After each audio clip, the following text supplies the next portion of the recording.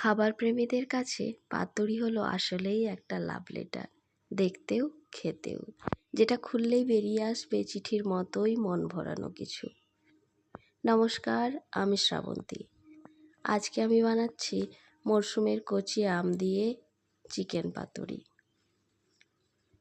পুরো ভিডিওটা দেখার জন্য অনুরোধ রইল।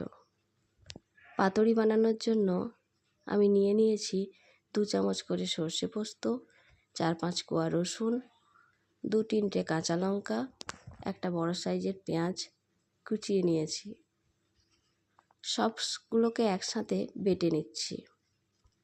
একটা ছোট আমের প্রায় অর্ধেক বা 2 চামচ কুড়িয়ে নিচ্ছি। 200 গ্রাম মতো মুরগির মাংস ছোট ছোট কিমা করে নিয়েছি। তার সাথে স্বাদ মতো লবণ, 1 চিমটে হলুদ, সর্ষের তেল, কুচিয়ে রাখা পেঁয়াজ আর বাকি সব মশলাগুলো দিয়ে ভালো করে মেখে নিয়ে 10 থেকে 15 মিনিট রেস্টে রেখে দেব।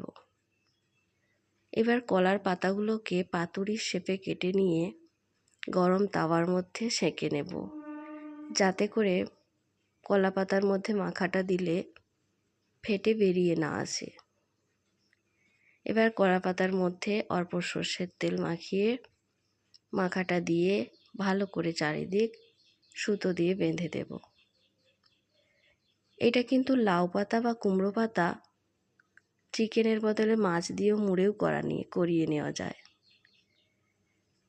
ব্যাস, সবগুলোকে এবার 5-6 মিনিট করে এপিট ওপিট কড়াইতে অল্প তেলের মধ্যে ভেজে নিলেই তৈরি হয়ে যাবে আম চিকেন পাতুরি। রেসিপিটা যদি ভালো লেগে থাকে তো অবশ্যই আমাকে কমেন্ট বক্সে কমেন্ট করে জানাবে কেমন হয়েছে আমার রেসিপি।